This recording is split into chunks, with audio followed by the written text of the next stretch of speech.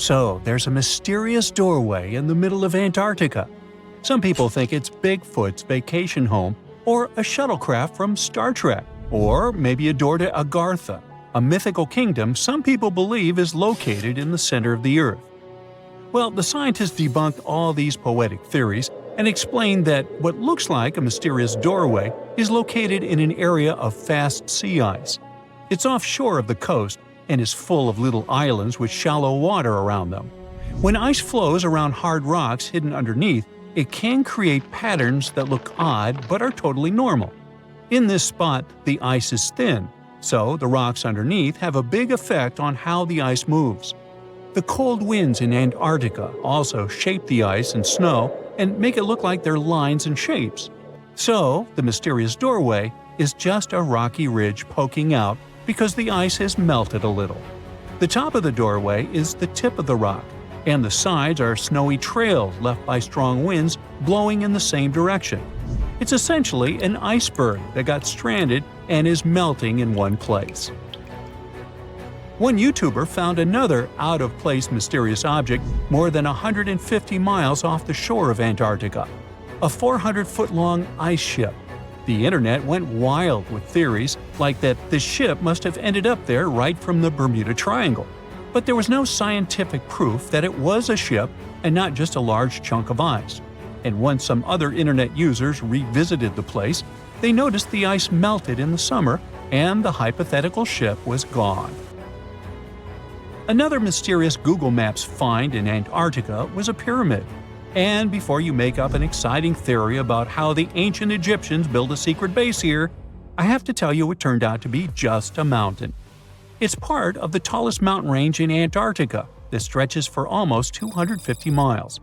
It's not the first pyramid on this continent, as explorers from the British Antarctic expedition found another unusually shaped mountain and nicknamed it the Pyramid. But this one didn't even have a pyramid shape.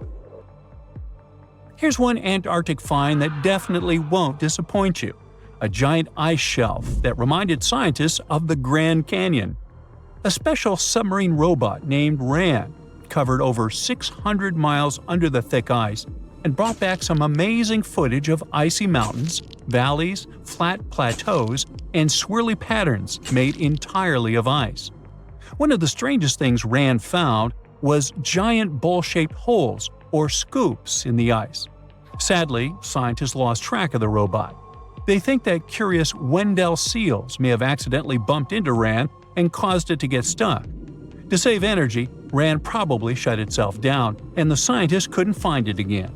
But the team is hoping to build a new robot and continue exploring this icy canyon to see how the patterns under the ice might change over the years. Another huge Antarctic canyon was found thanks to bad weather. A team of sound experts had to pause their work at the Casey Research Station in a storm. Instead of waiting around, they decided to use the unexpected free time to map the seafloor near Adams Glacier.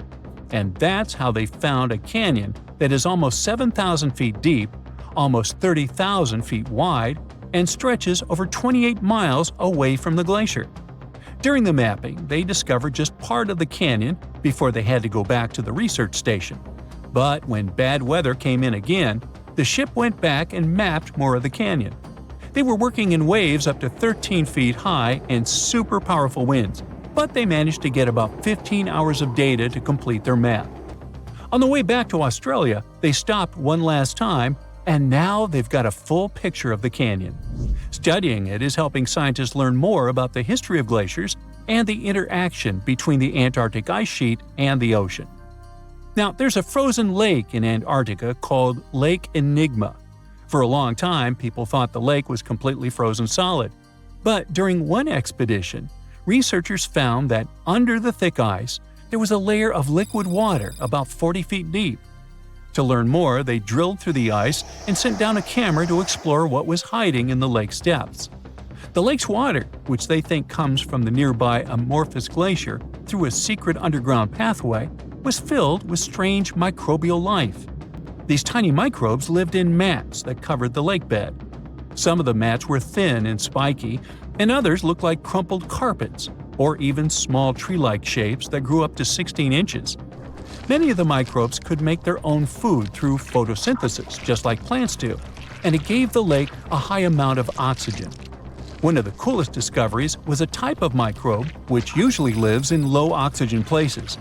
Lake Enigma might be similar to environments on icy moons like Europa or Enceladus, so it could mean that these moons also have hidden water under their ice and possibly microbial life too. One more mind-boggling discovery from Antarctica is tiny pieces of amber in mudstone, found here for the very first time. It took scientists years of studying incredibly well-preserved fossilized roots, pollen, and spores that they found back in 2017. Amber proves that resin-producing trees once grew in Antarctica, part of a lush rainforest that existed near the South Pole during the mid-Cretaceous period. Back then, disclaimer, I wasn't around then, the trees would have had to survive through months of darkness during the long Antarctic winters. Scientists believe they adapted by going dormant for a long time. The amber pieces the scientists found are tiny, but they are beautiful shades of yellow and orange with bumpy surfaces that show how the resin flowed out of the trees. This resin likely leaked out to protect the trees from insects. It was preserved because water quickly covered it and kept it safe from sunlight and air. A scientist was browsing through satellite images for brown trails of penguin waste and found 4 new colonies of emperor penguins at the base of the globe. These new colonies likely have been around for years, though 3 of them are rather small, with fewer than 1,000 breeding penguins each. One of the new colonies was found close to a place called the Lazarev Ice Shelf, where there used to be a larger penguin colony. They thought this colony went extinct in 2019, but it seems the penguins have just moved a bit because of changing sea ice conditions. So studying them can help us learn more about how emperor penguins adapt to changes in the environment. Now, there used to be a giant river system in Antarctica 40 million years ago. Researchers found proof of it after studying soft sediments and hard rocks from the frozen seabed. They looked at tiny bits of radioactive elements, like uranium and lead, and learned that the deeper dirt came from the time of dinosaurs. The dirt closer to the surface was younger and had an interesting pattern, like the kind you see in river deltas today, such as in the Mississippi River or Rio Grande. Scientists found tiny signs of life in the sand. The river that once flowed here started in the Trans-Antarctic Mountains and traveled 930 miles before it reached the sea. Researchers kept studying newer layers of dirt from about 20 million years ago. They hope this will help them predict what the Earth's weather patterns might be like in the future. Hey, look at this rock. At first sight, it looks like a regular boring rock, the likes of which you can see when walking along the beach. Its color doesn't stand out, and its weight is pretty regular, around 4 pounds. But everything changes when you learn that this rock was born on Mars, traveled all the way to Earth, and ended up in Antarctica. Now the story sounds much more fascinating. So let's find out the details. Researcher Roberta Score, who worked on the ANSMET project, which stands for Antarctic Search for Meteorites, of the Denver Antarctic Program, found this meteorite in 1984. If you want to decipher the name of the space traveler, I can help you. It comes from the place where the scientists spotted it, the Allen Hills of Antarctica, hence ALH. And then we've got the year of the discovery and the number of the sample. If you think that Roberta picked up the rock and exclaimed something like, "Woohoo, I'm holding a chunk of Mars," I'll have to disappoint you. At the very beginning, it was totally unclear where the meteorite came from. And one thing confused researchers even more. The meteor was very different from other meteorite groups found on our planet. Okay, but then how did they finally figure out it was a visitor from Mars? All thanks to traces of gas similar to those that make up the atmosphere of the red planet. We learned about its composition thanks to the brave Viking lander that carried out the necessary analysis in situ in 1976. Anyway, back to our rocky discovery. It's actually very special, and not only because the rock arrived from far, far away.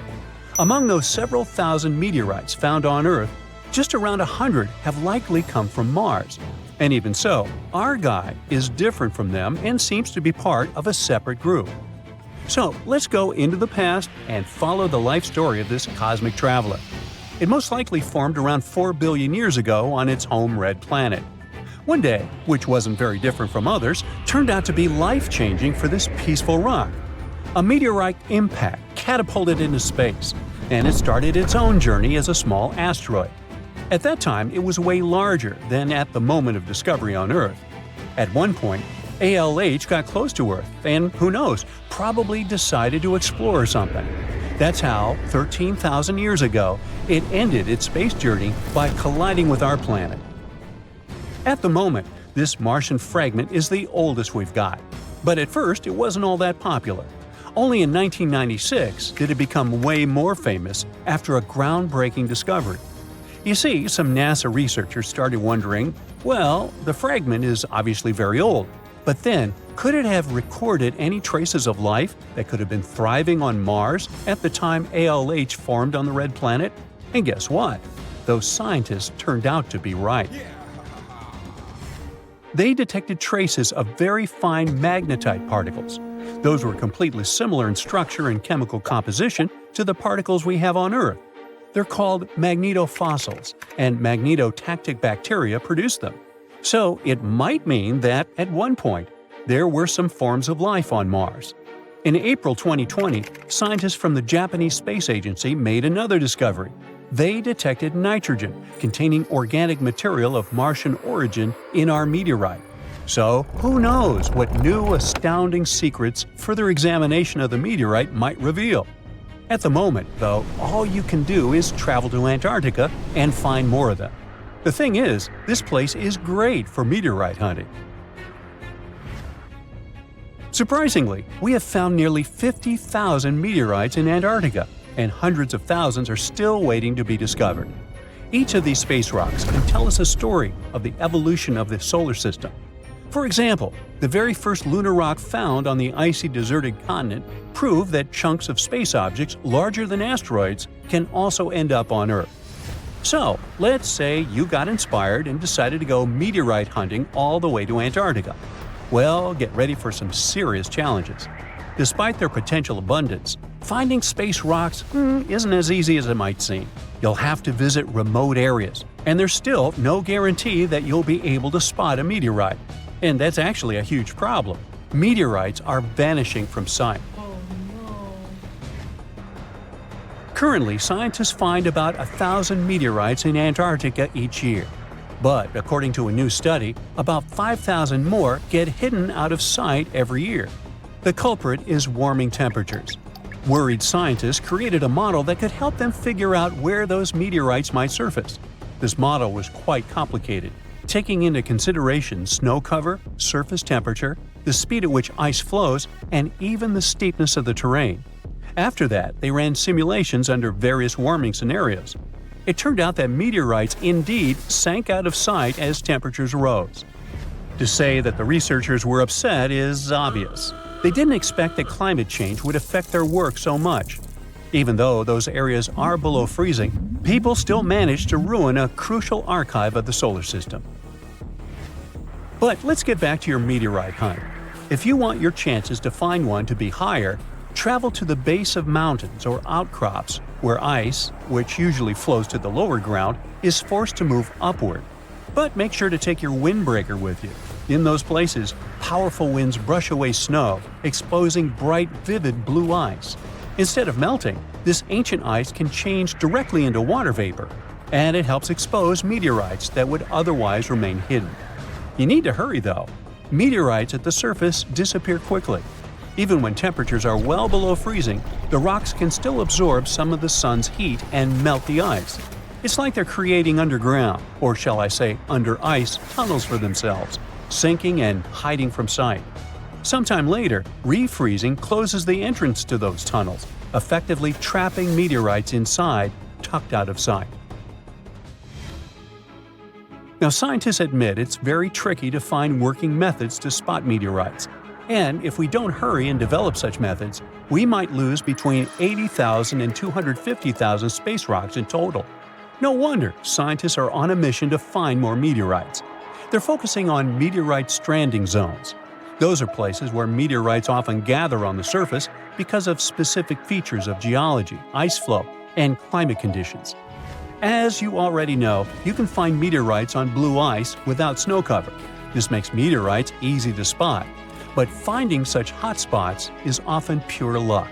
Or you gotta sit day and night, scouring maps and satellite images in attempts to spot blue ice zones near research stations. Let me introduce Veronika Tolinov, a glaciologist, and her team. They've taken things to the next level by developing a smart Antarctic-wide map. To do it, they've used machine learning and satellite data from NASA, the Canadian Space Agency, and others. This map highlights areas where meteorites might be hiding based on past finds and all kinds of climate and ice data. Apparently, the best places to find meteorites are along the edges of the continent and near mountains with blue ice. Unfortunately, it's not just the blue ice that matters.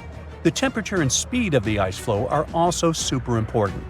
For example, if the ice flows too quickly, meteorites get swept away before they can accumulate. So, if you want to find a meteorite, you have to wait for very precise conditions. The surface temperature has to stay below 16 degrees Fahrenheit almost all the time. Otherwise, meteorites sink. You can start with the Allen Hills region. Yup, that's where our ALH friend was discovered. This area is kind of a meteorite gold mine with more than 1,000 finds. But there are even more promising places, like the Fimbulheimen Mountains, and no one has searched there yet. You might be the first.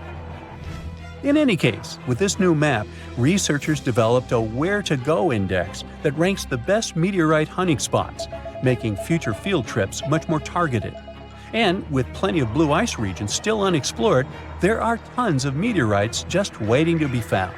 So, what are you waiting for? When you mention your plans to travel to Tristan da Cunha, the chances are your friends won't even know where this remote island is located. No wonder. Tristan da Cunha is considered the most remote inhabited archipelago in the world, with the nearest populated land, St. Helena, around 1,500 miles away. There are only 229 people living on Tristan da Cunha now. In such a close-knit community, everyone is someone's cousin, uncle, or maybe just a friend, but everyone knows each other for sure. There are as few as 10 last names on the island, representing just 10 families. Getting there is quite an adventure. There are no airports on the island, which means your journey will be primarily by sea. Typically, it requires a days-long voyage from South Africa. Only 3 ships regularly service the island, with fewer than a dozen trips each year. Some cruise lines may include it in their itineraries, but travel arrangements must be made well in advance, due to limited berths available on the ship from Cape Town. And you'll also need landing permission. While Tristan doesn't have traditional hotels, there are several guest houses, and you might also have the chance to stay with a local family. They will provide you with a place to sleep, 3 meals a day, and laundry services. 88% of what you pay goes directly to the island family, and only 12% is tax. By the way, the accommodation is surprisingly affordable. It was around £65 for a full board in 2024. Yep, they do use sterling, being a part of overseas British territory. But there's also this local currency called St. Helena Pound, used at parity with sterlings. By the way, it's only been around 80 years since the island started using actual money. In 1942, the naval station began paying cash wages, and it helped Tristan Islanders to move from a barter economy to a cash-based system, and allowed them the novelty of making their first cash purchases. Just a heads up, pack everything you might need before you go, as you definitely won't come across Walmart there. I mean, don't get me wrong, there's a supermarket and all, but it's just not the way you're used to, with endless shelves displaying endless oversized mayo jars. Tristan's Island Store, often referred to as the supermarket, lacks plate glass windows and flashy advertisements, and let's be honest, it looks like an abandoned barn from the outside. Still, it plays a crucial role in providing essential goods to complement locally produced foods and woolens. If a resident wants to buy something, they must place orders months in advance for items that arrive with incoming ships. The store operates Monday through Friday. Today, the islanders continue to cultivate their own crops and raise livestock. The supermarket has become a vital source for other essentials like flour, sugar, and a variety of groceries including frozen bread and products typical of the UK or South African supermarkets. And even though the island's economy relies heavily on fishing, especially rock lobsters, islanders are largely self-sufficient. Let's move to another destination that's super hard to reach, but this time it's a level up in difficulty. I'm talking about the notorious Hypoxia City, the place with the smallest amount of oxygen on the planet. Sure thing, it's a nickname. The real name is La Rinconada. This place is located in Peru. Getting there means climbing over 16,000 feet up into the mountains. And what did you expect from the highest city on Earth? Despite its hard-to-reach location, it houses way more people than Tristan da Cunha, between 30,000 and 50,000.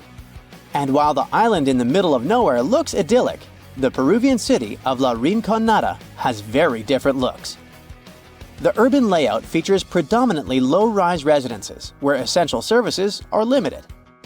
La Rinconada is without a reliable supply of running water and lacks a sewage system. The community does not have a waste collection service, which forces residents to either burn or bury their garbage. Moreover, up until the early 2000s, La Rinconada did not have access to electricity. Most things, including the most essential foods, must be brought here from outside. Despite originally being a miner city, right now it has a wider range of activities to make your living. Some people are busy with trading, food, clothes, you name it. Others provide services, and some people even open public restrooms. Architectural-wise, La Rinconada has very little to offer. The pattern is quite predictable. Huts made from corrugated metal that are unstable and rusting. The choice of materials is dictated by practicality. These metal sheets are the lightest and easiest for miners to transport to the glacier. Unfortunately, the homes lack proper insulation, leaving residents shivering in the cold even though they have access to wool from local sheep, which is an excellent insulator. Sturdier rock homes exist but are rare, typically inhabited by wealthier miners. While the architecture might not be particularly captivating, the vistas certainly are. In nearly every spot in La Rinconada, a glance upward reveals La Bella Durmiente, or Sleeping Beauty, a massive glacier towering over the town. Getting to La Rinconada is very hard. First, you'll need to fly into Alejandro Velasco Astete International Airport in Cusco, Peru. Once you're in Cusco, you can catch a train or a bus to Puno, which is right by Lake Titicaca. Here's where it gets a bit tricky. The only way to really get up to La Rinconada is by hitchhiking or finding a ride into the mountains. There might be some buses, but they don't run on a set schedule. If you're up for it, you can rent a car, but be warned, the roads can be pretty rough and tricky to navigate. So a little extra caution goes a long way on this adventure. Unlike Tristan da Cunha, where they adopted cash back in the 1940s, La Rinconada doesn't rely much on it. The economy of this place is based mainly on gold mines. The mines are unguarded, unregulated, and often dangerous. Miners work for 30 days under a cachorreo system, where on the 31st day, they're allowed to take as much ore from the mine as they can carry as a form of payment. La Rinconada has no bank, but it has many storefront fund transfer agencies, which miners use to wire money to their families. Still, they never know how much they're gonna send. Our next destination is Svalbard, a place that might seem unwelcoming due to its climate. But locals embrace everyone with open arms. No visa is required if you want to visit or even work there. Located near the top of the world, Svalbard offers a unique and remote charm. The capital, Longyearbyen, is home to a fascinatingly diverse community, with over 50 nationalities represented among its 2,400 residents.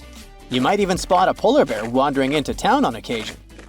The living space is compact.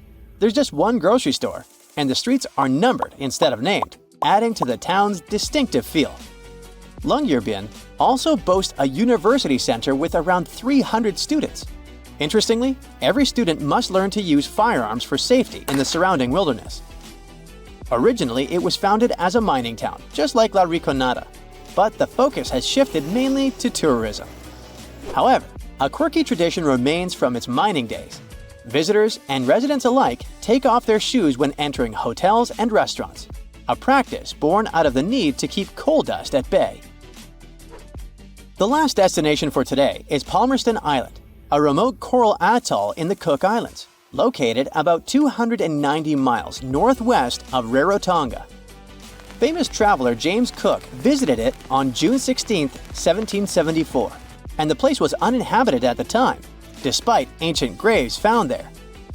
Today, the island supports a small population of just 25 residents, primarily descendants of 19th century English sailor William Marsters. Marsters arrived in 1863 with 2 Polynesian wives and later added a third. He fathered 23 children. Fishing is the mainstay of the local economy, resembling subsistence living due to the island's isolation. Modern amenities and communication services are available.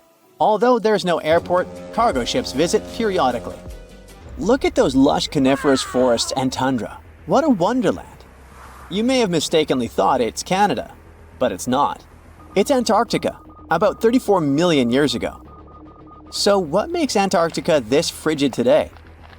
It turns out a mix of dropping carbon dioxide levels and some tectonic shuffle played a huge role in transforming this ice-free paradise into the frozen continent we know now. About 50 million years ago, CO2 concentrations were sky-high, strutting around at around 1,000 to 2,000 parts per million. But as those levels tumbled down, global temps started to drop, paving the way for the mighty ice sheets that later took over Antarctica. While the CO2 dive was happening, tectonic activity was also working its magic. The big split between South America and Antarctica opened up the Drake Passage, which created the Antarctic circumpolar current. This powerful current acted like a bouncer, keeping warm air and ocean currents from crashing the Antarctic party, and helping keep things rather frosty. If you mix up Australia and Antarctica, you're not that wrong. These 2 continents used to be one. If you mix up Austria and Australia, it's much worse. By the way, don't fall for the internet myths and memes. There's no help desk in Austria specifically for people who intended to fly to Australia. Now, look at this magnificent Australian pink beach. It's precious, and not in a figurative sense. Those mysterious pinkish sands are actually garnet, and it's widely used in jewelry. Geologists studied those sands and came to the conclusion that the garnet contained there is older than local mountains. That doesn't make sense, right? In fact, it does. You see, Australia didn't used to be this very detached continent as it is now.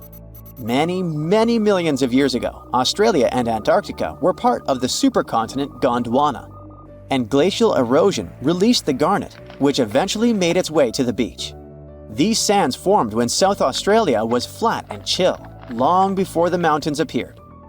Most garnet gets washed away, but this batch has a rich history, tracing back to glacial rocks in the Transantarctic Mountains. So this pink sand comes from an ancient mountain range hidden under Antarctic ice.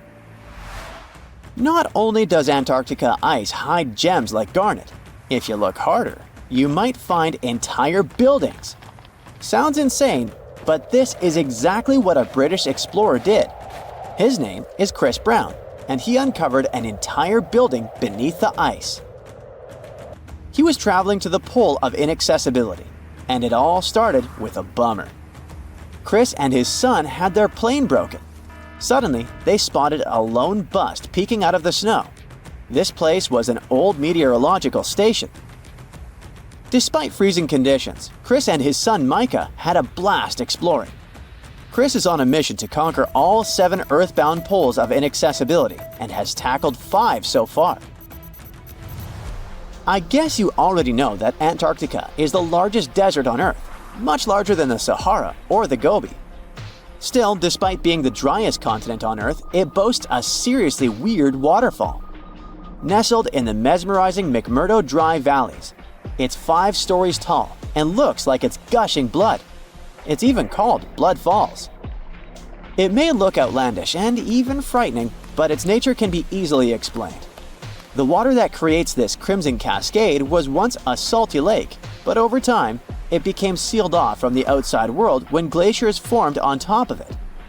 Now, this ancient water hanging out 1,300 feet below the surface has cranked up its salt levels to 3 times saltier than the ocean.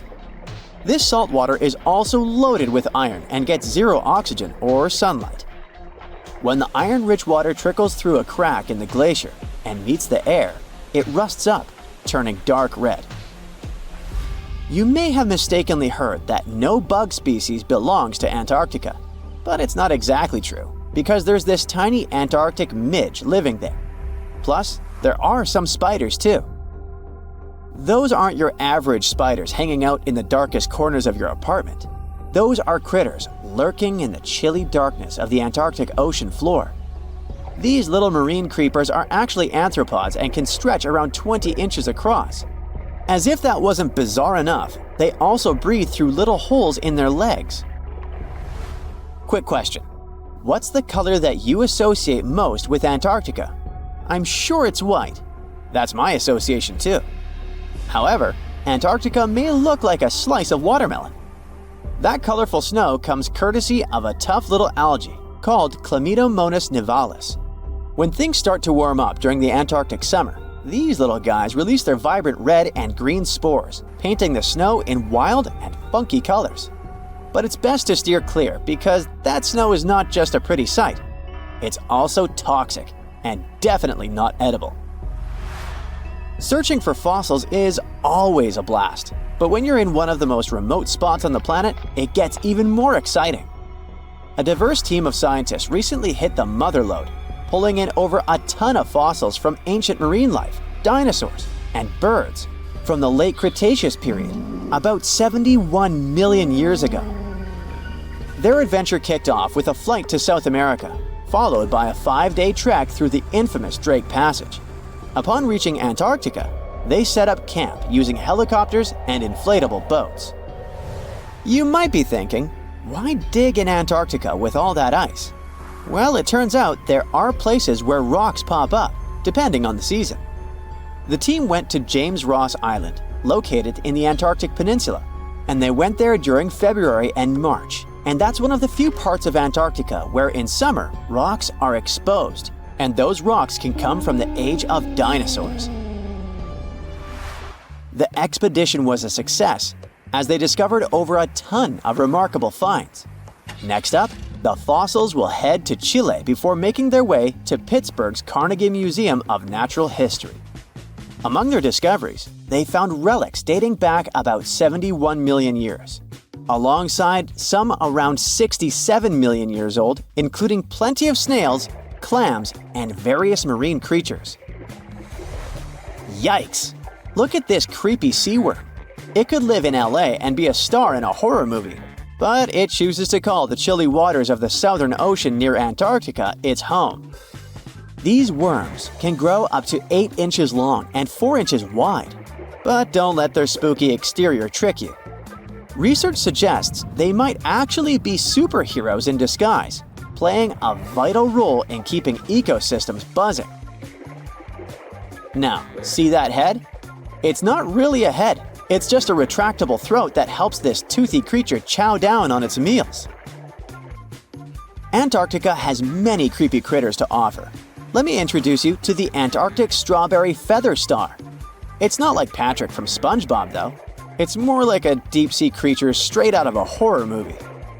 Picture this, 20 wiggly arms, some stretching up to 8 inches, all decked out with these bizarre little bumps.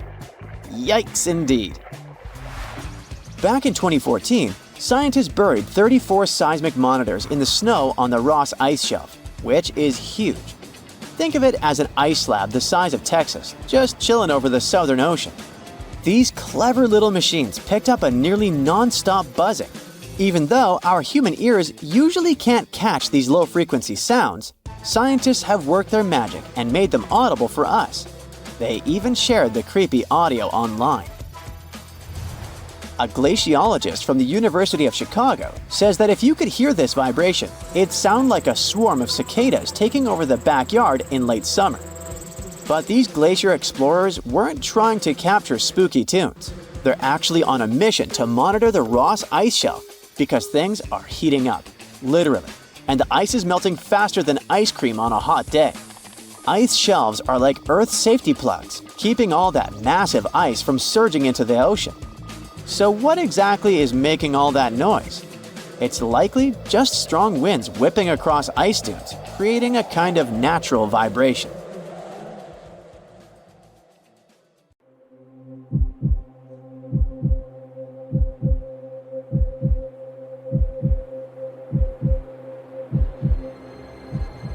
Leave it to people wandering on Google Earth to stumble upon the world's newest and weirdest places ever. Like this mysterious pyramid discovered in Antarctica. Soon enough, the internet blew up with all sorts of theories regarding this unusual shape. Could it be a sign from a different life form? Is this pyramid indeed natural, or is it man-made? For starters, it's not the first time we've discovered a pyramid in the Antarctic. The first one was observed by the British Antarctic expedition in the 1910s and kept secret for a long time. Its discovery being kept hidden only added to the mystery. A second such structure was discovered in 2016, which further increased the interest in the matter. The mystery was soon enough deciphered by scientists. These formations are just mountains. They're located near the Ellsworth Mountains, a range over 250 miles long, so they're just mountain peaks that have broken through the ice sheet. As for their particular shape, it's just a coincidence. Pyramids are found throughout nature. The Matterhorn in the Alps and Mount Ballenstinder in Iceland, for example, are quite similar in terms of shape. As for the official name of these peaks, they're called nunataks, or peaks of rock peeking through a glacier or an ice sheet. Antarctica has way more incredible features, like the fact that it's home of 60 to 90% of the world's fresh water. That's because its ice sheet is the biggest on our planet, stretching across 5.4 million square miles. I'll spare you the calculations, but that leaves only 1% of the continent ice-free. Antarctica's ice reaches 2.7 miles thick at its deepest point, meaning half the height of Mount Everest. Should it ever melt completely, our sea levels would rise to roughly 200 feet. It wasn't always this cold, though. At some point in our planet's history, Antarctica had some average temperatures as the city of Melbourne has today. It took a lot of research, but scientists figured out that Antarctica's temperatures could have reached up to 62.6 degrees Fahrenheit. Sure, that was 40 to 50 million years ago, but if you think about it, it was at the same time when dinosaurs roamed our Earth. Time is also different on this icy continent. All the lines of longitude that help us calculate different time zones merge into a single point at the South Pole. Here, there are 6 months of daylight in the summer, followed by 6 months of complete darkness during the colder season. So, scientists working here stay, on average, in the same time zone they've come from.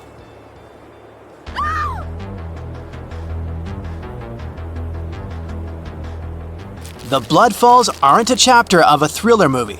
They are merely a series of waterfalls located in one of the driest regions of Antarctica. They emerge from an underground lake filled with a special type of bacteria. These little organisms use sulfates as fuel instead of sugars, which makes them very intriguing for scientists. The water contained in this lake is so full of iron that it basically just rusts when it meets air. So, the reddish color of the waterfall also gives it its trademark name. The Megalodon was the largest predator ever known in our planet's history. In terms of its location, the Megalodon lived practically in all waters on our globe, except near the poles. The reason why there are no Megalodon teeth found in Antarctica is probably because the gigantic creature was adapted to only warm tropical and subtropical waters. If you plan to visit Antarctica by boat someday, just know you might not get there on a non-metallic boat. The hull of your transportation device must be made of either steel or aluminum to withstand the harsh weather conditions here. Antarctica isn't home to a lot of bugs. In fact, there is only one true species of insect that calls this place home. It's a wingless midge called Belgica antarctica. This fly is so tiny that it only reaches 0.08 to to 0.23 inches long, but it's still the Antarctic's largest terrestrial animal. A lot of Antarctic fish also come with an antifreeze substance in their blood. They don't necessarily need it for protection against the cold temperature, but mostly against touching ice. These antifreezes are made up of large glycoprotein molecules. They surround any small ice crystals that may form, making sure they don't spread through the animal's tissues, which could cause a lot of damage. They also create a sort of small pillow blocking the sharp ice crystals, so they're less likely to cause any pain. It also doesn't rain a lot here on this icy continent, but one amazing meteorological quirk of Antarctica is that it's full of diamond dust. This dust is basically small ice crystals that pop out of humid air close to the Earth's surface. Think of it like an icy fog. As they flow through the air and get touched by sunlight, they begin to sparkle, making visitors here feel like they're surrounded by diamonds. It's probably the last place you'd want to go into labor, but in 1978, the first person was born here ever. Emil Marco Palma was its name, and ever since, 10 other people have been born here in Antarctica. There's a lake on this icy continent that is so full of salt, it makes it impossible for it to freeze over, even if temperatures can go as low as 5 degrees Fahrenheit. That's because pure water freezes at 32 degrees Fahrenheit. Water that has salt in it, or any other substance for that matter, will freeze, but at a way lower temperature. That lower temperature is adjustable depending on the substance itself and the amount that has been placed into the water. Antarctica was the last official continent to be discovered. It remained completely unseen until the 1820s. But it took another 20 years to confirm it was actually a continent and not just a group of icy islands. Just because it's really cold here doesn't mean you can't go on a date here. One December night, an American scientist that was posted in Antarctica logged into a dating app simply out of curiosity. He was certain no other profiles would show up, but to his surprise, he found someone soon enough. Another researcher who was stationed just 45 minutes away, by helicopter of course. They eventually got together and went on the first date in Antarctica ever recorded. Apart from ice, this continent has something else way more abundantly than any other piece of land on Earth: meteorites. If we look at the research done by scientists, meteorites have equal chances of reaching any place on our planet.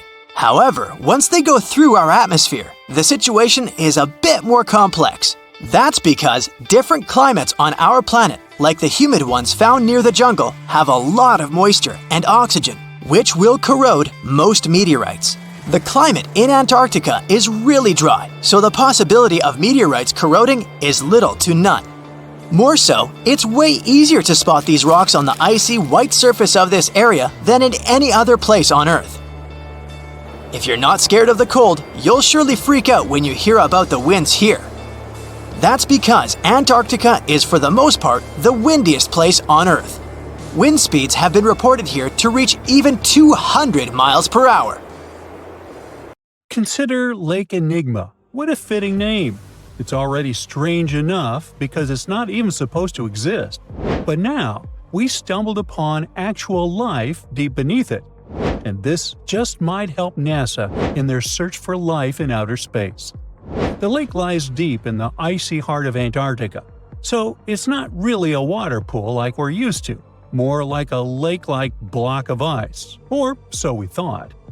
Just recently, Italian scientists discovered a secret that had been buried for ages, an actual body of water, and in this water, life is thriving.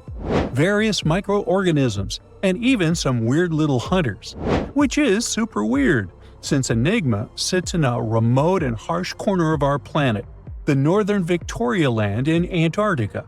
The entire South Pole is cold, but in this place, temperatures can plummet to a horrifying minus 41 degrees Fahrenheit, though on average it's around 7. Chilly. Like we said, this lake shouldn't even be there at all. Antarctica is technically the largest desert on Earth, even though it's covered in snow, because it's super dry. There are 0 rains, truly little snowfall, and the sun barely evaporates anything. And even if there is some water, the insane winds make sure to dry everything out super quickly. Putting on our thinking caps, this lake should lose an unimaginable 7 million cubic feet of water every year. Yet, the water remains. Why?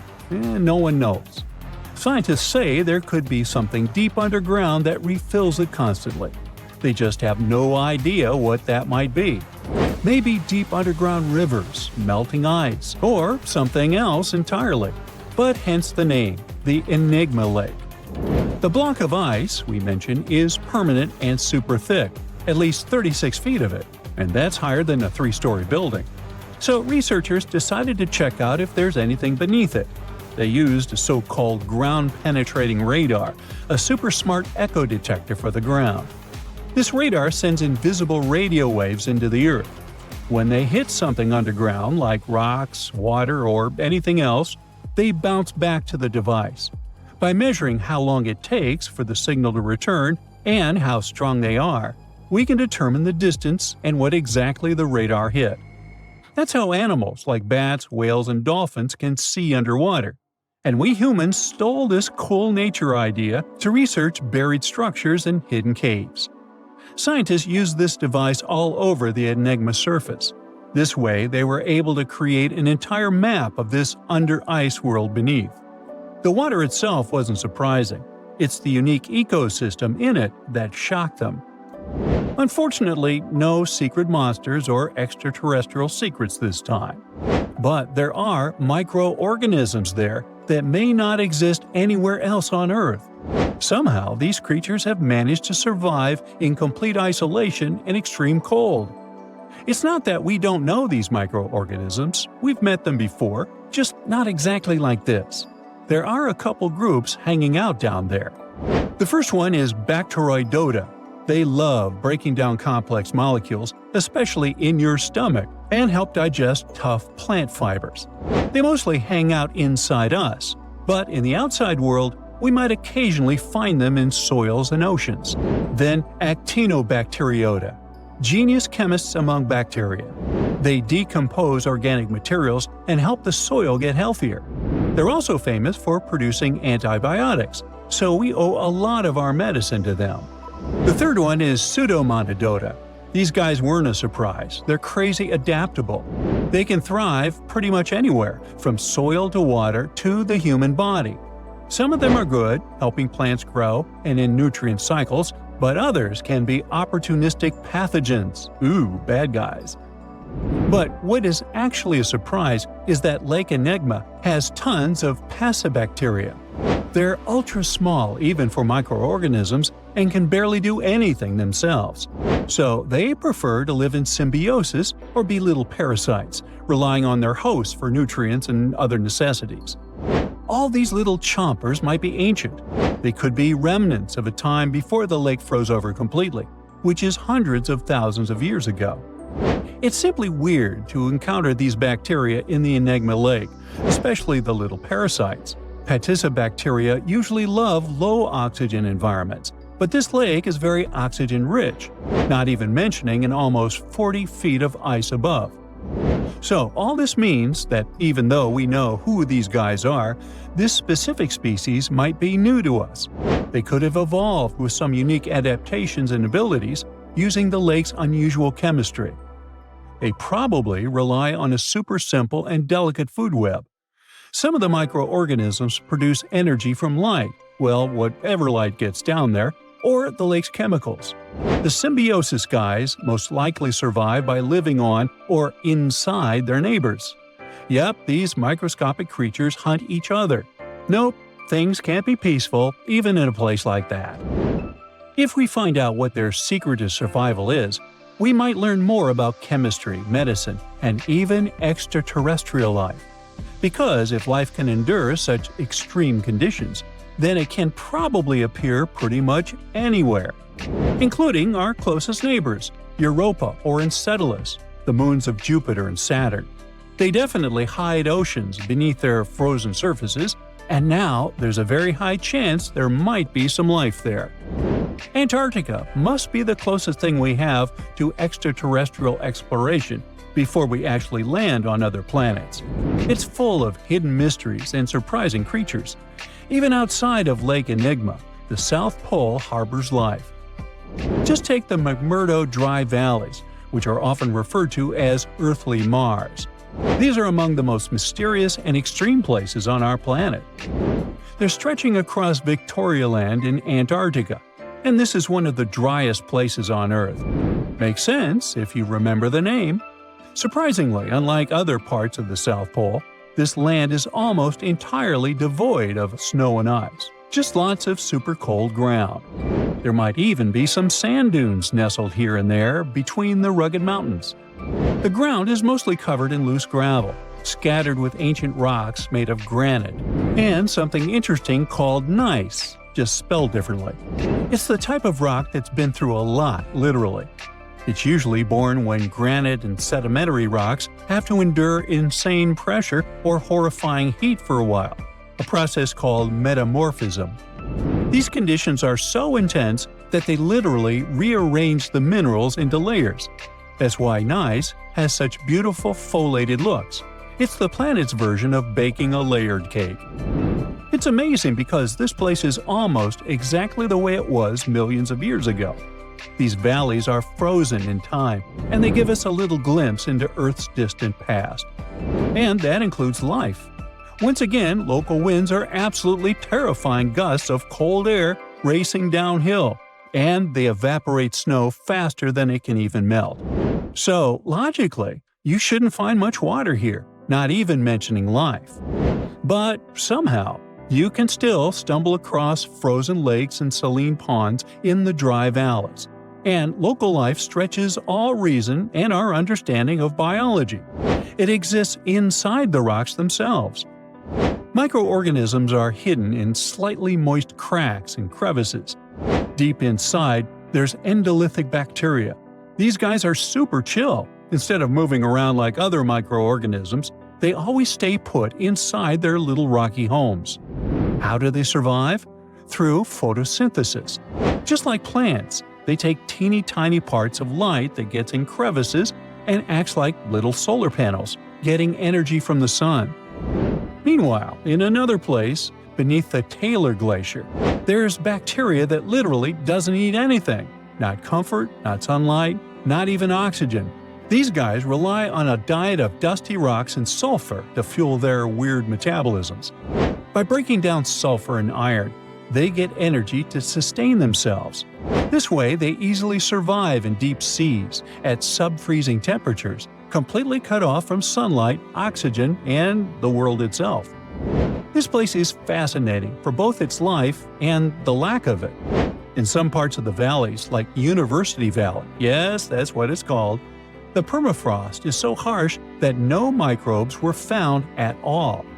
This might be one of the only places on Earth where life appears to be completely absent, a quite scary idea. Anyway, now scientists are thinking about learning more about Lake Enigma and drilling this Mars-like environment, exactly for that reason, to see how we could get samples from Mars in the future. So what comes to your mind when you hear the word Antarctica? Most likely, cold, snow, ice, and penguins. Yet, this is one of the least explored regions in the world that hides many strange and unique things. Check them out. You don't have to go to Antarctica to see this weird thing. All you need to do is open Google Earth and move to one of the southernmost islands of Antarctica, King George Island. Recently, internet users have noticed a large and pretty strange cave entrance there. Where does this wide, dark passage lead? People started making suggestions. It's the entrance to a secret base or some laboratory. This is the part of the spaceship that crashed there thousands of years ago. This is the door to the ancient city of Antarctica. Perhaps there's a giant rock mountain with an ancient cave beneath all this snow and ice. Well, there's some ideas. Users have calculated the approximate dimensions of this cave. It might be about 74 feet high and 250 feet wide. You could hide a Boeing passenger jet in there. Nature probably created this entrance. This is a logical explanation, but there are two strange factors. First, Take a look at the foot of the mountain. It seems that there are steps there. They're dark in color, as if they're made of stone. And if you look closely, you can notice something similar to human footprints. Has anyone entered this cave? Or maybe someone is still living there now. The second oddity is the disappearance of the mysterious finding. For the first time, people noticed it in a Google Maps snap in 2007. Then the entrance disappeared. Then it reappeared a few years later. After that, it vanished. And in 2022, people saw it again. Perhaps old snow melts, a new layer falls, and then the wind blows it away and the cycle repeats. But the alleged steps leading deep into the cave make one doubt the natural origin of this tunnel. You can easily find the coordinates on the internet and visit the cave via Google Earth. You might see something there and tell the world. There's another strange thing people discovered with the help of Google Earth. In 2020, one user found a strange object that looked like a giant ship 100 miles off the coast of Antarctica. It was covered with ice and snow and lying on its side. It looked like a cruise ship. You could notice the windows, the deck, and the bridge. But not all people agreed with this. Some claimed it was a spaceship. Others said it was some kind of secret building. The user who first noticed the ship stated that its size was about 400 feet, which is the perfect length for a passenger vessel. But what is this ship doing in such a remote place in the middle of a glacier? How did it get here? Who was its captain? No one has found the answers to these questions yet. In 2016, people using Google Earth discovered a photo of an unknown sea monster floating off the coast of Antarctica. This creature resembled a giant squid with a length of about 200 feet. This is slightly shorter than 3 train cars. Just imagine this Kraken swimming in Antarctica's dark, icy waters and dragging to the bottom everything it meets on its way. Maybe it's the great and terrible Chulu, or one of its offspring. You will quickly notice this blood-red waterfall among Antarctica's endless, dazzling white landscapes. Don't worry, it's not blood. For many centuries, the waterfall has been painting snow in a bright red color. The stream flows straight out of a white iceberg. Let's look inside and find out what's happening there. Millions of years ago, there was a small crystal-clear pond, but then a glacier formed around it. A thick layer of ice and snow blocks sunlight, heat, and oxygen access.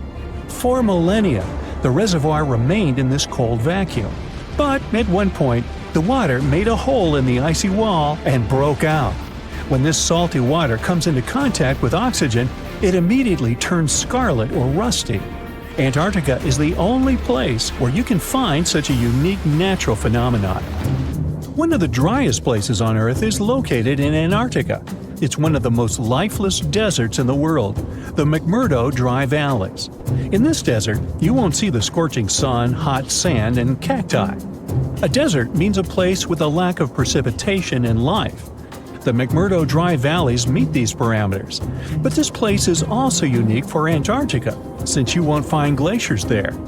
Despite the frost, ice can't form in the desert because it hasn't rained for millions of years there. It also never snows. A strong wind coming from the mountains reaches speeds up to 200 miles per hour. It would be difficult for you to stay on your feet there. The wind is filled with moisture. It heats up and evaporates all the liquid and snow in the desert because of its high speed. Only dry air reaches the ground. But you can find several lakes there. They don't freeze, only thanks to the high concentration of salt.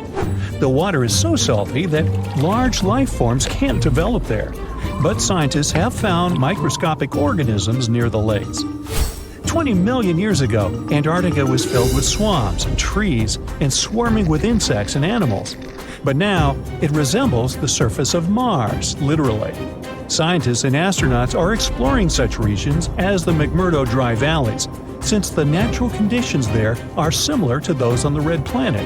So, before you go to Mars, you can practice living in similar places on Earth. Also, scientists discovered an underwater world in the Antarctic filled with hundreds of amphipods, crustacean animals similar to shrimp. Wait a minute, it happened in the Antarctic? But the McMurdo Dry Valleys are located in Antarctica. Well, the words are very similar, but what is the difference? Oh, and don't forget the Arctic. The Antarctic is the region in the southernmost part of Earth that houses the continent of Antarctica, and the Arctic is another land altogether. They have the same natural conditions – frost, ice, and snow, but they're located in different parts of the planet. The Arctic is at the North Pole, Antarctica is at the South Pole. Now, back to the discovery. Scientists put forward theories that the ice of the Antarctic hides a vast network of freshwater rivers and lakes. And in 2022, they found a new ecosystem. Researchers explored the Antarctic Ross Ice Shelf and its underwater rivers. This is a massive piece of ice floating in the ocean. A team from New Zealand used a special drilling rig equipped with a hot water supply to drill a hole 1,640 feet deep. That's more than the height of the Empire State Building. Then, they lowered some video cameras and saw thousands of crustaceans swimming in different directions. So it seems they're very unorganized. In the waters of the Antarctic, you can also meet some of the scariest creatures on the planet.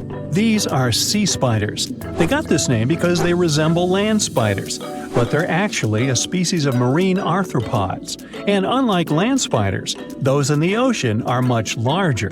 They look like 8 strong legs without a body. One such spider can be a dinner plate in width. Some of them have no eyes and have proboscises instead of jaws. Sea spiders are poorly studied because they live in deep, cold waters. Antarctica hides many little-known animals. There are long tunnels in its glaciers leading to scary darkness. On this cold continent, people have found the remains of giant dinosaurs and other ancient creatures, such as the ancestors of modern ducks. Many underground rivers and lakes hide unexplored wildlife. Even the ice here can be weird. Take a look at these striped icebergs. They have blue, black, green, and turquoise shapes. The color depends on the conditions of the water during freezing. For example, green lines appear because of algae, blue ones form when the water freezes too quickly. Okay, I'm freezing. Time to go thaw somewhere warmer. Hawaii. Yeah. The South Pole is more than penguins and endless snow. There's a hidden ghost world within it. Look, it's right here on the globe. Don't confuse Antarctica with the Arctic, which is at the top of our maps. Much smaller in size, and, let's face it, way less mysterious. The ice sheet covering Antarctica is about 1 to 3 miles thick, which is up to 16 Eiffel Towers stacked on each other. This massive blanket hides the true features and contours of Antarctica's land. We still don't know much about this mysterious continent, and it is ice and snow that are to blame. We still don't even know the true shape and size of this continent. Mapping Antarctica without some huge shovels is an incredibly hard task. But satellites learned to penetrate the ice with their cameras. And now we know there's actually an enormous, dramatic ancient landscape beneath the snow. The ghost of the past. About 90 million years ago, Antarctica was a much warmer place. It was actually a lush rainforest with tons of plants and probably teeming with life. It even had rivers flowing through it. Then the ice came. This happened about 34 million years ago, during the transition from the Eocene to the Oligocene, when our planet cooled significantly. It was the beginning of one of our several ice ages. The land remained, but now was hidden under ice and snow that got thicker and thicker. To a regular eye, Antarctica turned into a white desert, vast, flat, and featureless. Time went on. This massive ice sheet moved around, smoothing and shifting the ground beneath it. Over the millions of years, it changed what the land looked like. Now, if we looked under the ice, it wouldn't hold any signs of the original South Pole, except for one place. In areas where the ice is especially thick and doesn't move much, like in East Antarctica, it has actually worked the other way around. It became like a super thick blanket that protects the land. Normally, things like wind or rain slowly wear away the ground over time, changing its shape. But since we have this protective ice blanket, it prevents these natural processes from reaching the stuff underneath. So, the ground stayed almost the same for millions of years, like it's been frozen in time. This special area near the Aurora and Schmidt subglacial basins has become the ghost of Antarctica's landscape. This place was barely touched even since it was first covered in snow 34 million years ago. This is a historical footprint, a place that can tell us what Antarctica's ground looked like before it became a freezing nightmare. As scientists peered under East Antarctica, they saw an amazing ghost. The traces of the rivers that were flowing there millions of years ago, various valleys, and some weird little islands, as well as 3 big chunks of land shaped like the letter U. Hey, what's that all about? You see, the continents on our planet are moving constantly, sliding along the red-hot lava mantle like cereal on milk. Over history, they came together and broke apart several times. Hundreds of millions of years ago, several continents were a part of one enormous Gondwana. Antarctica was one of them. It used to be one huge landmass. But when Gondwana broke apart, the poor continent got stretched by tectonic forces. Parts of land were pulled away from each other. Whoosh! And they got torn apart.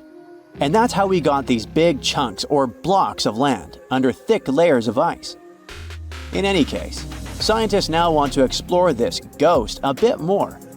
But to study it deeply, they need to actually drill down through the ice, like using a straw to get to the bottom of a thick shake. This will help them pick up some rocks and dirt from way below to learn more about the Earth's history and climate. Antarctica is the 5th largest continent in the world, approximately bigger than the entirety of Europe or Australia, competing with the entire South America in size. Aside from East Antarctica, we discussed there are several more regions: Antarctica Peninsula, South Pole, West Antarctica, and the Ross Sea. The continent is basically a frozen sandbox, and all its hidden, mysterious landscape is actually less explored than Mars's terrain. We only know for sure that without ice, it wouldn't just be flat and empty, but an entire world full of big mountains, huge canyons, and even fiery volcanoes. Some of these volcanoes are so huge that they peak above the layers of snow. In West Antarctica alone, there are at least 138 volcanoes, though only about 8 or 9 are active today. One of the craziest ones is Mount Erebus, the southernmost volcano and the tallest one on the continent, about 12,500 feet high. And deep beneath the ice sheet, this guy hosts incredible, beautiful subvolcanic caves. The temperatures there are warm enough for t-shirts. The Antarctic Peninsula, or Lesser Antarctica, looks like a bunch of mountainous islands deeply underground. It has newer volcanic rocks that are part of the Pacific Ring of Fire, which is like a giant circle of volcanoes and earthquake zones around the Pacific Ocean. The Greater Antarctica is a huge part, almost as big as Australia. It consists of East Antarctica and the South Pole. Beneath the ice, it's a place of rocks that have been around for a very, very long time, including the special zone we mentioned. You probably know that Antarctica is nearly devoid of humans. No wonder, with a mean temperature of about -46 degrees Fahrenheit. But even though this place is horrifyingly cold and deserted, life still clings on. You guessed it, in the underworld. In 2017, scientists found DNA traces of algae, moss, and even possibly unknown small animals in the deep caves. That means that even in such crazy conditions, there are still unique ecosystems thriving in little isolated warm pockets beneath the snow. There was another incredible find beneath Antarctica's Ross Ice Shelf, a lively ecosystem vibing within an underground river. Scientists have long suspected that Antarctica's underworld should have some freshwater lakes and rivers. One day, a satellite spotted a groove there. They decided to explore it and used a hot water drill to melt their way through the ice. As they reached the underworld, they dropped a camera into one of those hidden fresh rivers. And at first, they thought they'd find just some rocks or something. But instead, they stumbled upon hundreds of amphipods, tiny shrimp-like creatures. Little ones instantly swarmed around the lens. shrimps blocked the camera and scientists couldn't check out what they wanted to. Pretty funny, but at least that means that there really is an important ecosystem deep within Antarctica. Now, they're gonna explore it. And all this is just the beginning of the mysterious underworld. Antarctica's snow also hides the deepest canyon on Earth under the Denman Glacier. Well, Mariana Trench is still the deepest point on Earth, but it's a part of the oceanic crust, geologically speaking. Also, in 1958, explorers found a huge mountain range under the ice, as big and tall as the famous Alps Mountains. The range stretched for about 745 miles with peaks as high as 1.7 miles. And all this magnificence is buried under tons of ice. Who knows what else we might find there? Antarctica holds about 60% of our entire planet's freshwater, which means it would be pretty bad if it melted. For example, there's this Doomsday Glacier, officially known as Thwaites Glacier. It's a huge ice formation, about the size of Florida, and it's melting right now. Every year, the sea levels rise by 4% because of it. If this guy melts away completely, the sea levels all around the world will increase by 2 feet, which might not sound like a lot, but it would be catastrophic for coastal areas. Luckily, researchers have found that even if its ice shelf were to collapse in the next 50 years, the glacier itself wouldn't retreat as quickly as they feared. It's still losing ice rapidly, but it would be quite a slow process. This place has no time zone, no landmass, and the sun rises and sets here just once a year. For over 400 years, since the era of King Henry VIII, thousands of explorers from all over the world were trying to reach this elusive spot, the North Pole. Some were hoping to find a northwest or northeast passage to China and the Indies, and others just wanted to see what it was like. In 1773, the British Royal Navy organized the first scientific expedition to the North Pole. Constantine Phipps volunteered to lead the mission. It was difficult for the two ships to move through thick ice, and they had to be towed using smaller boats. At some point, Phipps was ready to leave the ships as they saw a completely frozen sea. But in the end, they broke free from the ice and escaped into the open sea to return home without reaching the goal. In 1882, American explorer James Booth Lockwood managed to get closer to the goal than anyone else. By that time, at least 750 people in 42 expeditions had lost their lives trying to make it to the pole. On the 7th of September, 1909, the New York Times came out with a sensational front page. Peary discovers the North Pole after 8 trials in 23 years. Robert E. Peary, an American explorer, claimed to have reached the North Pole in April of the same year. But communication back then was slower than now, so the message had only reached New York by September. A week before the famous headline, the New York Herald had published its own front-page sensation. The North Pole is discovered by Dr. Frederick A. Cook. Cook, another American explorer, had vanished into the Arctic for over a year and had everyone convinced he reached the pole in April 1908, a whole year before Peary. It was tricky to provide evidence any of them had actually reached the goal back then. Their goal was constantly moving on sea ice, unlike the South Pole on steady land, so they couldn't just leave a flag or some other proof there. A travel diary full of details of the journey, including daily distances, the position of the stars, and the like, would probably do as evidence. But neither Cook nor Peary were able to provide any of this backup information. So each of them started a campaign to prove they were honest and trustworthy. Peary was mentioned as the North Pole discoverer until 1988. That's when the National Geographic Society revisited the evidence and found that his records really didn't prove his claim. Cook's claim was neither proven nor disproven. Australian-born British explorer Sir Hubert Wilkins went on his first expedition to the North Pole in 1913. That's when he got the idea to reach the goal by submarine. In 1931, he borrowed a special submarine named O-12 from the U.S. Navy. The future mission had 2 goals: to do scientific experiments while floating on ice and moving underwater, and to reach the North Pole by traveling beneath the ice. They planned to study the weather, take temperature measurements, and collect water samples from both the surface and the sea floor. The submarine Sir Hubert used was brought to a shipyard in New Jersey to be modified. They added the latest scientific equipment and changed the outside so the submarine could travel under the ice. On March 16th, the submarine left the shipyard to start its journey to the Brooklyn Navy Yard in New York. But even before leaving the Delaware River, they faced delays. A snowstorm forced them to stop at the Philadelphia Navy Yard, and they had to stop again to get more fuel. When the submarine was entering New York Harbor, a crew member who was just 27 years old fell overboard and drowned. The submarine was officially renamed Nautilus, and the grandson of Jules Verne, the author of 20,000 Leagues Under the Sea, which inspired the new name, was there to see it. Before starting their journey, the crew tested the Nautilus in different spots off the New England coast.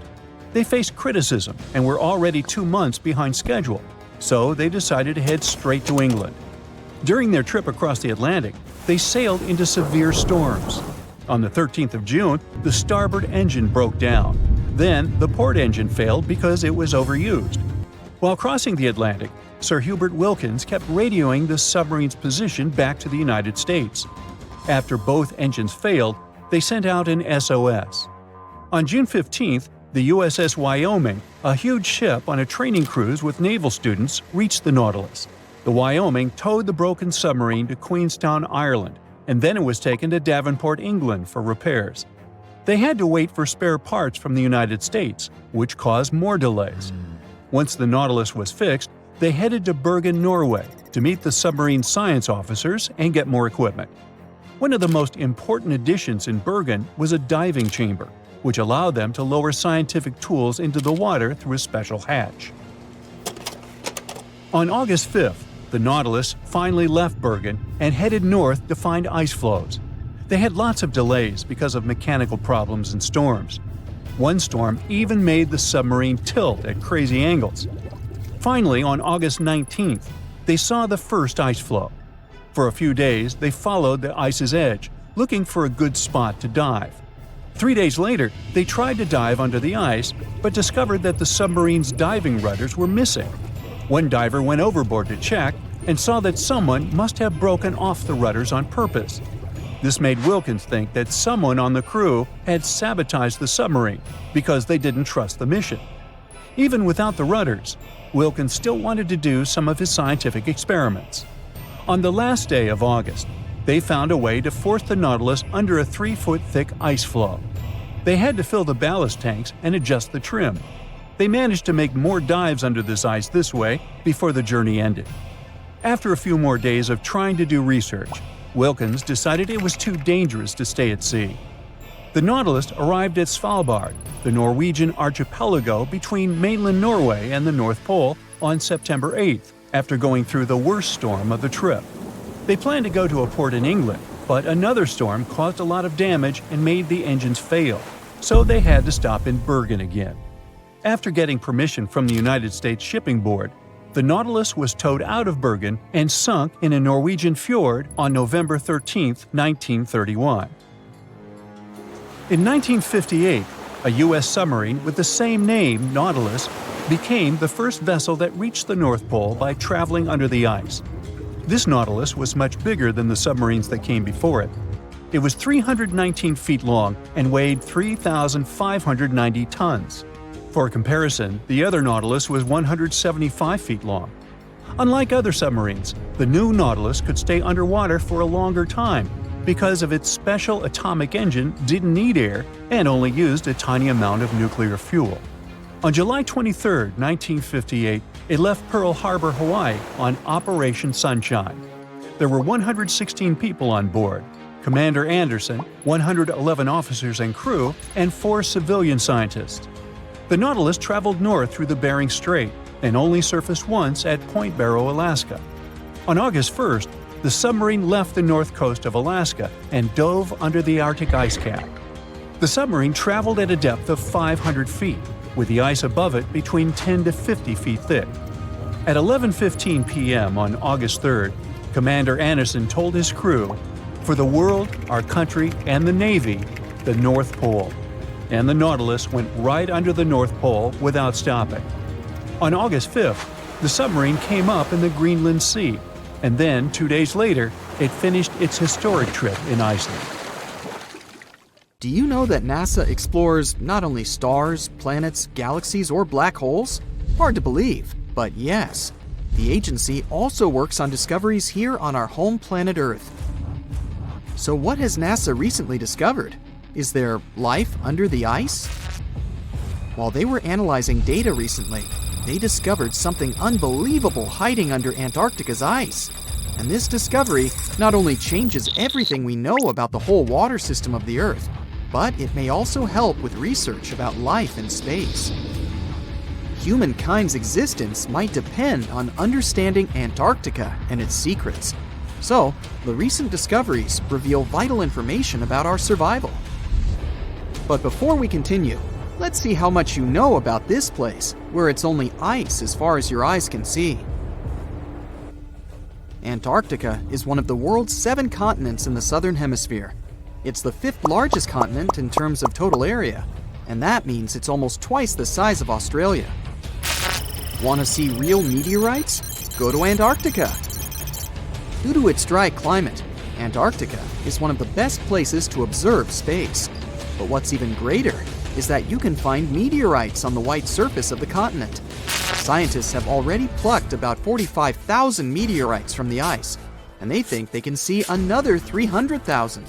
Since there aren't many terrestrial rocks there, it's easy for them to spot them, thanks to their dark color. Antarctica's dry desert environment also helps preserve them, even the ones that fell to Earth more than 1 million years ago. And can you imagine any volcanic activity in Antarctica? It's hard. But this place is where fire meets the ice. West Antarctica is where most volcanic activity occurs. Scientists recently found that 138 volcanoes exist in West Antarctica alone. Wow! You would think that Antarctica is always cold, but no. Its coastal regions can get as warm as 50 degrees Fahrenheit. But have you ever wondered what Antarctica would look like if there were no ice? It may seem unimaginable now, but it was not always covered by ice. That was 34 million years ago, though, so nobody could tell how the continent's surface would be without the ice.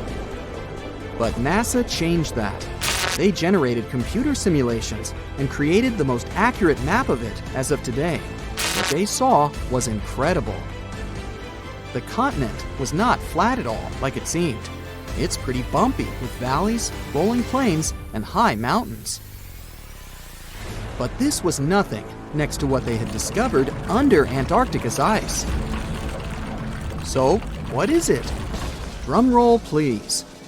NASA found 2 new subglacial lakes. And what's even cooler about it is that they spotted these lakes from space. How is that? If your answer is high-tech satellites, then you're right. In 2003, NASA launched a satellite called IceSat. It measured ice sheet mass balance and cloud and aerosol heights. The satellite also helped create the ice-free map of Antarctica. In 2010, the European Space Agency launched the second satellite, Cryosat-2. It was for tracking the changes in the thickness of the ice. Then, in 2018, NASA launched the third one, IceSat-2, a follow-on to the IceSat spacecraft. It measured ice sheet elevation and sea ice thickness. It was NASA's most advanced Earth-observing laser instrument. It delivered the highest precision data. And when that was combined with the data from the other satellites, it was possible to spot these 2 new lakes near a pair of larger ones. But how is it possible that these lakes exist in the first place? The average thickness of most Antarctica ice is approximately 1.2 miles. However, it can get over 1.8 miles thick in some places, especially during the winter. So, you might think that there's nothing under there, but science says otherwise. It's not quite possible to see it with your bare eyes, but the continent's ice is slowly but constantly flowing in different directions under the force of its weight. but scientists could not figure out how water moved for many years. That started to change in 2007, when data gathered from the IceSat provided insight into what hides beneath the surface. They first discovered an entire network of meltwater lakes connected under Antarctica's fast-flowing ice streams, and there were hundreds of them.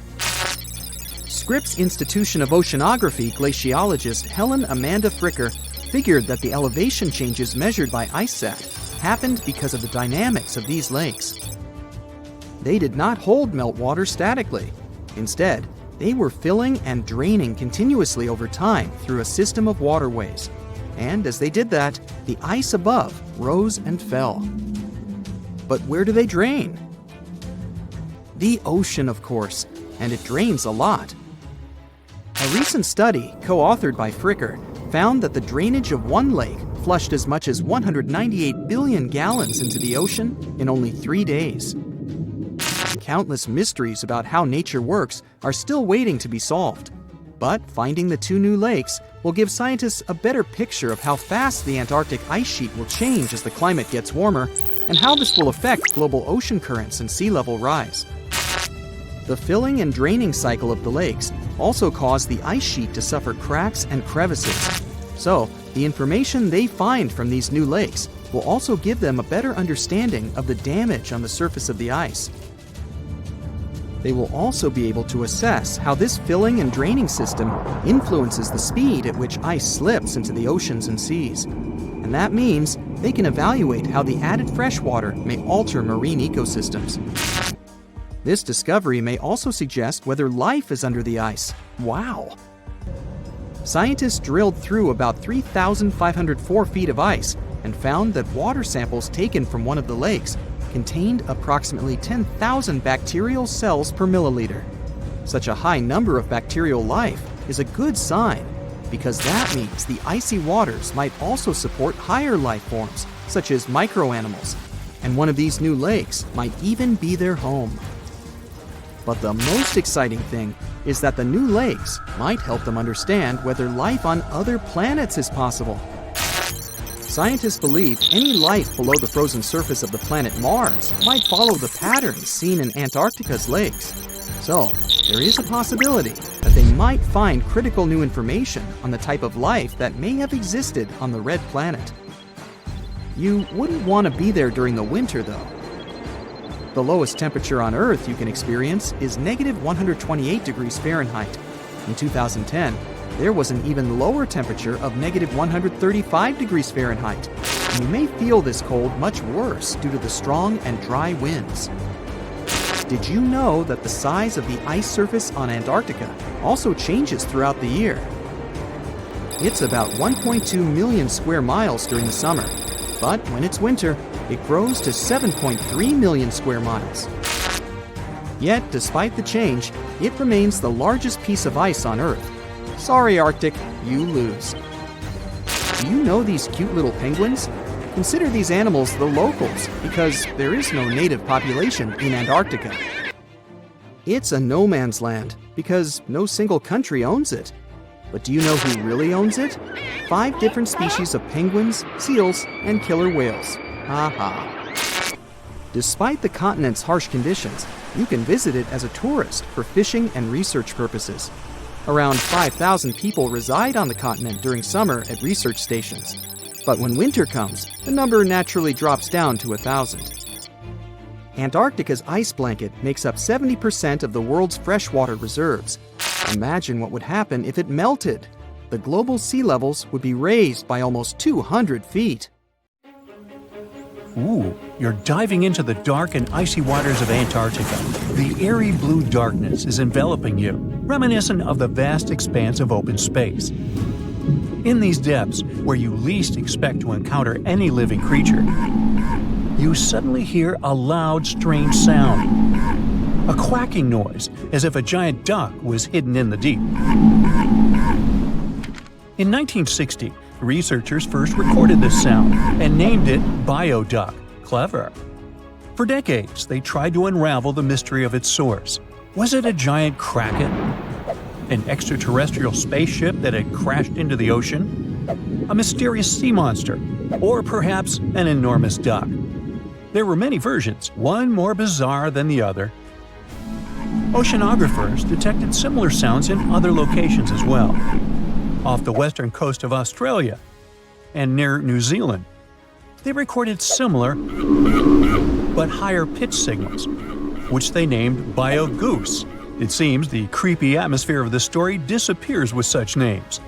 Anyways, these sounds were not isolated incidents. They happened multiple times with consistent intervals. Many initially thought the source must be mechanical, given the regularity of the sounds. However, studying the oceans in the latter half of the 20th century was challenging because of limited technologies.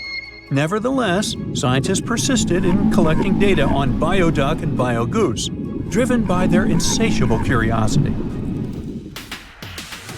As more data accumulated, so did the theories. But scientists eventually uncovered the mystery. Bioduck turned out to be a form of communication with a biological origin. When researchers analyzed the repeating sounds, they noticed that the signals never overlapped. One source would speak while the others remained silent, suggesting a form of communication. The question remained, which ocean creature possessed such an extraordinary method of communicating through varied frequency sounds? The answer, as many have guessed, is whales. Scientists compared the bioduck sound from Antarctica with the calls of minke whales and found striking similarities. The biogoose sounds from the waters off Australia and New Zealand likely belong to other species or very young minke whales.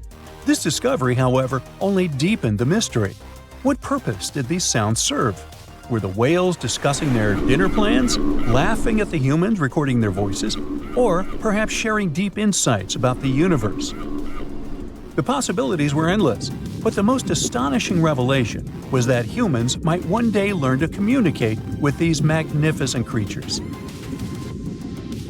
Communicating with whales is no longer a far-fetched idea. Scientists from the University of California have already established contact with a humpback whale named Twain. In a groundbreaking experiment, researchers conducted a 20-minute conversation with the marine mammal. Here's how they did it.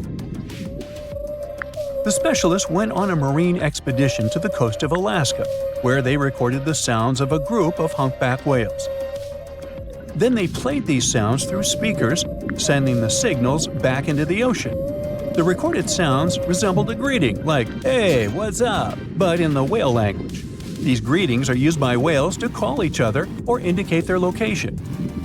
Now, soon after sending the signals, the researchers received a response.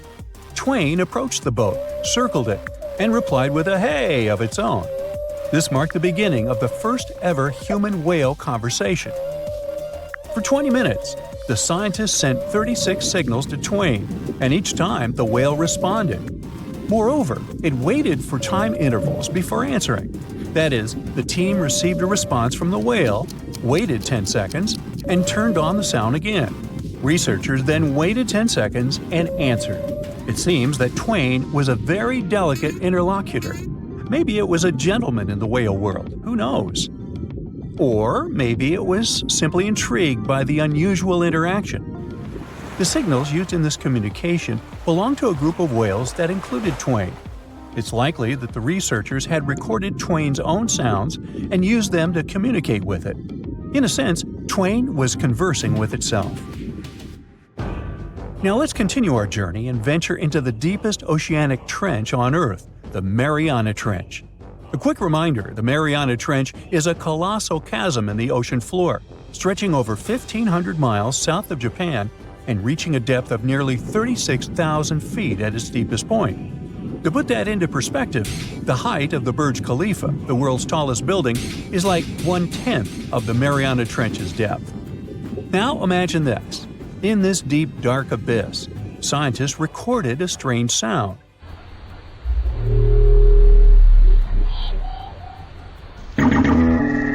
Unlike bioduck, this sound resembled something from a science fiction movie, a low rumble, followed by a metallic ping,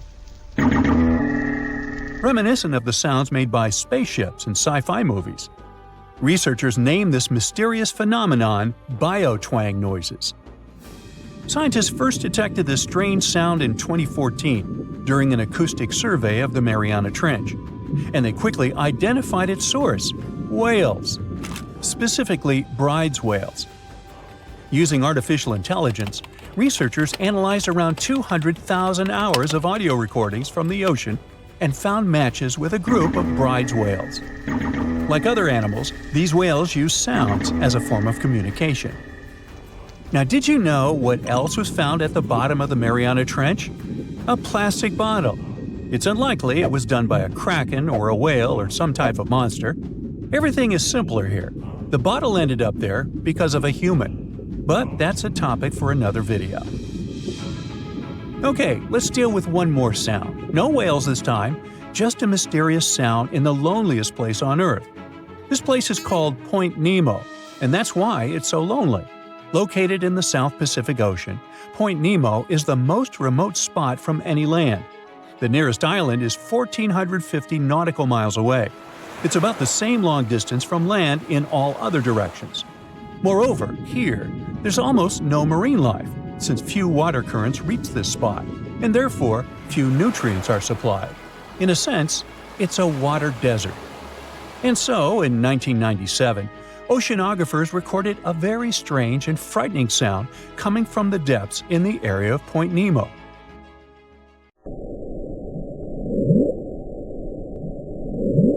It was something gigantic and scary. People called it the bloop.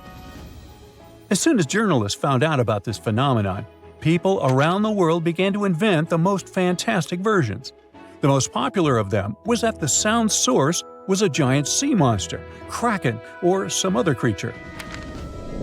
The hype around the bloop didn't last very long. Scientists managed to find out the nature of the mysterious noise. It turned out it belonged to an iceberg. When they crack and collapse, they create powerful ultra-low frequency sounds that can be heard from a very long distance. To confirm this version, scientists recorded the sounds of other icebergs and heard something similar to the bloop. Oh, by the way, Point Nemo is so lonely that space agencies drop out-of-service satellites here. Space objects just fall in the water. There's a 99% chance that no animal or human will be harmed by falling debris in this lonely place. That's why many people call it the satellite cemetery. But what if, someday, a spaceship from another planet falls here? What if it has already fallen in Point Nemo and sometimes emits an emergency signal that breaks through the ocean? Ooh. All the mysteries you have heard have already been solved. How about we end this video with a mystery that still baffles scientists? Meet upsweep.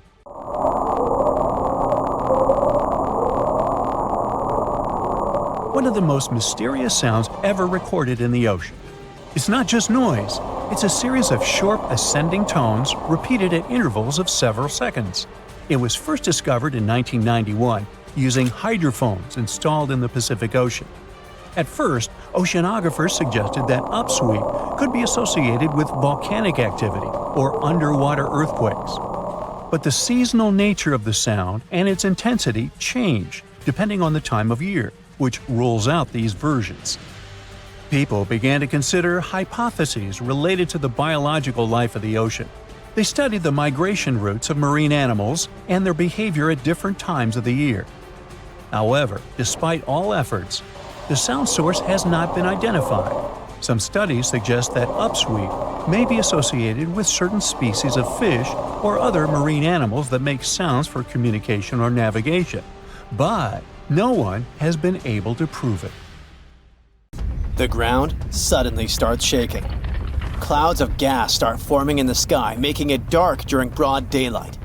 Bits of the ground start swelling, lifting, and even collapsing. These are the telltale signs of a volcano that is bound to erupt. And this is what could easily happen again with Mount Spur. It's only about 75 miles from Anchorage, one of Alaska's busiest cities. More than half of the population of the northernmost state of the US live there. There's also a huge amount of air cargo that passes through its international airport daily. So anytime a volcano this close to such a vital hub begins to get restless, people start paying attention. Just FYI, approximately 350 million people in the world live within the danger range of an active volcano. That means that around 1 out of 20 people live in an area at risk of volcanic activity. Alaskans probably wish that Spur's reawakening was fiction, but it's actually true. The Alaska Volcano Observatory picked up on several of these "I'm about to erupt" signs from Mount Spur. So much so that they raised the alert level to yellow, which means unrest above normal background levels. Spur erupted twice in the 90s, and it was pretty intense. If we were ranking volcanic eruptions on a scale from 1 to 10, these eruptions would rank a 6 or 7. Not that terrible, but still worth 10 to 17 million in damages. However, these numbers are nothing compared to Alaska's 1988 Redoubt eruption, another volcano that erupted and summed up a staggering $345 million in damages. Mainly because its ashes hit aircraft engines, such as the KLM 747 that lost power after all its engines went off due to the ashes. If people weren't paying attention to Alaska's unstable geology before that, well, they surely started to after it. When you think of the hazards of volcanic activity, the first thing that might possibly pop in your mind is Pompeii, Italy. Of course, that's the worst-case scenario, a city being engulfed by lava. Spur may seem innocent compared to Vesuvio, but it still took its toll. The last time it erupted in the 90s, and it threw volcanic aerosols over 60,000 feet into the atmosphere. Let's get our science straight here. Think of volcanic aerosols like liquid particles that are released into the atmosphere during an eruption. These particles are usually created when gases from a volcano, such as sulfur dioxide, combine with water and other particles that exist in our atmosphere. These aerosols can actually cool the Earth's surface since they reflect sunlight directly back into space. And that's not the worst part. It can stay in the atmosphere for several years after an eruption, causing lots of health issues. The eruption unleashed blazing fast avalanches of hot gas and ash called pyroclastic flows, along with thick, muddy floods known as lahars. Oh, and there were also the massive volcanic boulders. These rock chunks were huge, some over 3 feet long, and they blasted out from the volcano like nature's cannonballs, landing more than 6 miles away. All that volcanic heat melted part of a nearby glacier, kicking off debris flows that dammed up the Chakachatna River and created a whole new lake along the valley. Some good came out of Spur's first eruption, though. The main lesson was, volcanic monitoring pays off. The local monitoring was able to reduce the economic damage done by the eruption, especially for a city that has an intense air traffic. Spur is deemed as dormant for the moment, but it could go off anytime soon. You see, volcanoes are classified as active, dormant, or extinct, depending on how much action they're putting on. If it's still active, it's still rumbling and erupting somewhat regularly. Dormant means it's had some recent activity, but it's still lying low for now. And extinct, that's when it's been quiet for such a long time that we figure it's done for good. One of the US's most dangerous active volcanoes is Mount St. Helens. This volcano is actually responsible for the most powerful eruption in US history. Its last blast was so intense, it threw off about 1,300 feet off its summit. Basically, the top of the mountain vanished, and if you thought Mount Spur's ash cloud was impressive, St. Helens wins the competition since it launched its ashes 80,000 feet into the sky. Eastern Washington plunged into total darkness. But it wasn't just that. In a matter of 3 minutes, the eruption hurled 3.7 billion cubic yards of blazing rock and dust, enough to fill 1 million Olympic-sized pools across 230 square miles of lush forest. Actually, the earthquakes that anticipated the eruption started weeks before May 18, 1980. A ground shake of magnitude 5.0 went off, triggering a landslide on one side of the volcano. By the end of the official eruption date, 57 people had lost their lives. Nearly 7,000 big game animals like deer and elk were wiped out, and millions of birds laid scattered on the burnt earth. Researchers don't think St. Helens will blow at the same magnitude again anytime soon, but they're keeping an eye on it, because this volcano is not exactly finished. By the way, the word volcano comes from the Roman name Vulcan, which was the Roman deity of fire, and they often happen at the meeting point of tectonic plates, which are the pieces of the Earth's surface that fit together like a jigsaw puzzle. The so-called Ring of Fire, located in the Pacific Ocean, is the world's danger zone when it comes to volcanoes. It contains between 750 and 915 active volcanoes. The largest volcano located in the Ring of Fire, also the largest active volcano in the world, is the Mauna Loa. It's over 13,000 feet high, and it's located in Hawaii. Researchers say that Mauna Loa has been erupting for at least 700,000 years. Its most recent eruption began on the 27th of November 2022, and it lasted until December 13th. It's been quiet since the 80s until it decided to wake up again. Thanks to constant monitoring by the Hawaiian Volcano Observatory, it didn't cause any casualties when it last erupted. Scientists have been investing big time on volcanic monitoring, not only to reduce economic hazards, but also to save lives. The most recent attempt has been to drill into volcanoes. Recently, a group of scientists went all the way to Iceland in one of the world's volcanic hotspots. There are around 33 active volcanoes in Iceland alone, but the one that is the most interesting to them the most is the Krafla volcano. The Krafla has erupted around 30 times in the last 1,000 years, and its most recent eruption was in the mid-1980s. The project named Krafla Magma Testbed, or KMT for short, is hoping to advance the understanding of how magma behaves underground. The main advantage of this drilling research is predicting the risk of eruptions, but it can also help to push geothermal energy forward. I mean, can you imagine having electricity that is run by the limitless source of volcano power? The KMT team will begin drilling holes deep into volcanic ground in 2027. They're aiming at reaching over a mile into the ground. After all, it's different to monitor lava activity when it's on the surface than when it is still below ground.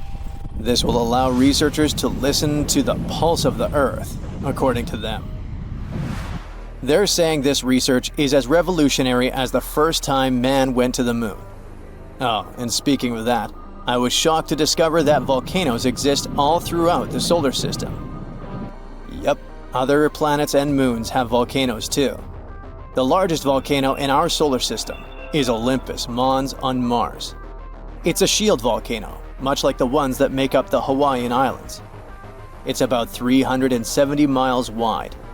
If we transported it all the way back to Earth, it would almost occupy all of Poland. Yikes. This sleek, state-of-the-art submarine named Ran was sent to explore the depths of Antarctica. But as soon as it discovered something, it mysteriously disappeared. So, what happened? It all started when scientists wanted to explore one of the most remote and mysterious places on Earth, the Dodson Ice Shelf in West Antarctica. This ice shelf, silent giant, stretches 30 miles wide. That's almost the length of New York City. It stands between two icy promontories, the Martin and Bear Peninsulas, and it hides an entire world of geological mysteries. If you think that Antarctica is nothing but a desert of super thick snow and ice, you're wrong. There are entire landscapes hidden deep down there. The underside of the Dodson Ice Shelf is a rugged, dynamic terrain shaped by the slow, relentless forces of nature. There are towering ice formations, deep troughs, and bizarre structures stretching for hundreds of feet. Scientists are super curious about it, but as you can imagine, this landscape isn't easy to explore at all. To find out more, we have to scan the area with satellites or try drilling through the snow, trying to collect the big picture, piece by piece. But these methods only gave us vague hints. The real breakthrough happened when scientists came up with the idea to let the submarines explore it. Autonomous submersibles could swoop deep into the icy waters beneath the Dodson ice shelf and tell us what's up down there. These robotic explorers have fantastic advanced sonar systems. It's that thing that bats or dolphins do. They can use sound to see the world. Basically, they send out sound waves underwater, and when those waves hit something like the ice shelf above or the seafloor below, they bounce back to the system. Animals feel how long it took for the sound waves to return and how they changed. And this helped them understand what's located where. For example, clicks that dolphins send out tell them where the fish are. We copied this crazy evolutionary trick and adapted it to our underwater exploration. Only our version is much cooler, with a higher level of precision, so we created detailed maps of the environment. The Rand submarine was one of those robotic explorers. It was named after the Norse deity of the sea. Ran had been meticulously programmed to navigate a treacherous landscape of Antarctica. But even with all this training, its journey led to an unexpected and eerie end. In 2019, Ran was sent to explore the depths beneath the Dodson ice shelf. It was a hero, the first one to go on a mission like this. The team said it was like seeing the other side of the moon. For 27 straight days, it worked tirelessly. It traveled over 620 miles beneath the thick ice. That's like a journey from Paris to Berlin. Ran went further and deeper than anyone could have imagined. At one point, it reached over 10 miles into the glacier's belly, and what it discovered down there was astonishing. Scientists thought there would be some smooth, uniform ice surfaces, but Ran revealed an underside marked by huge cracks, ridges. There were formations that looked like sand dunes, frozen in time. And finally, it found some mysterious swirling and teardrop-shaped patterns. They all looked more like art than geology. This actually tells the story of ice shelves and the ocean around it. Warm water sneaks in under the ice and melts it from below. Sometimes it smooths the ice out, but other times it carves out these weird, uneven shapes that look like patterns and drawings. And some of these shapes are huge, over 1,300 feet long. That's about 3.5 football fields. The reason why they look like swirling doodles is because the Earth spins. It makes the water turn in special ways, bending the shapes and drawing these spirals. It's called the Coriolis effect. Imagine you were on a merry-go-round and tried to throw something like a ball. It would go in a curve, not a straight line. Same thing happens with the water on Earth. Later, scientists found similar patterns in other Antarctic ice shelves, though they weren't as epic as the ones under Dodson. But Ran also discovered something horrifying. Turns out that these warm waters, aside from being great artists, are also a huge danger. The Dodson ice shelf isn't just hanging out serenely on the sea. It's part of a very delicate system and acts as a protective barrier that holds back huge glaciers in West Antarctica. The ice shelf is floating on the ocean, but it's still connected to the land. As warm water sneaks underneath it and the ice melts, the Dodson can't hold on to the land as tightly anymore. The protective barrier starts to weaken, and this lets the glaciers behind it move faster into the ocean. When those glaciers flow into the sea, they add more water, which could cause sea levels to rise, eventually changing our coastlines. Ran stumbled upon huge pockets where the ice was melting at alarming rates, all due to powerful underwater currents. It was like seeing a ticking clock on the glacier. The stakes were high, but luckily the submarine was ready. This time, it managed to return. And then, it worked for 5 more years, helping scientists with tons of useful data. The missions were daunting. There could be periods where Ran slipped into the pitch-black cavity beneath the glaciers, spending 24 hours without communication. But it was mapping every peak and every valley. It gained experience from over 40 missions below ice. Then, in early 2024, Ran went on a mission to the Thwaites Glacier. The mission was bold from the start. This place is also ominously referred to as the Doomsday Glacier. It's called that because it's slowly melting and has the potential to raise sea levels worldwide if it collapses. causing catastrophes everywhere. That's why RAN was dispatched to explore its underbelly, a place that had never been mapped so intricately before. The idea was to uncover the glacier's secrets, study how rapidly it was melting and why. This was RAN's second time exploring Thwaites. During the previous visit, it became the first sub to ever map the glacier's underside. RAN was exploring the depths from 650 feet to 1,650 feet. It sent a lot of data about how the Doomsday Glacier was slowly melting due to warm ocean currents. But while venturing into these icy depths, something went wrong. Out of nowhere, RAN vanished. Without warning, without a trace. One moment it was sending back crucial data, and the next it had slipped into the abyss. No distress signals, no final transmission, and it didn't return to the point it was supposed to. People sent extensive searches, helicopters soared overhead, drones buzzed through the frozen skies, but no sign of the submersible emerged from the glacier's grasp. After a while, RAN's batteries would certainly run away. So at this point, it had definitely been swallowed by the abyss beneath 1,500 feet of ice. That was a huge and sad loss for the scientific team. The scientists at the University of Gothenburg are now looking to replace RAN and continue their important research under Thwaites. To this day, scientists have no idea what happened to it. Some say it may have been trapped in the ice. Others believe it was pulled away by an unseen current. It also might have collided with something unexpected. Whatever the truth is, its disappearance has left scientists stunned, and it looks like the ice shelf will hold on to its secrets a little longer. At least we gained a treasure trove of knowledge from RAN's journey. Scientists keep exploring Antarctica, looking for history that hides under the snow.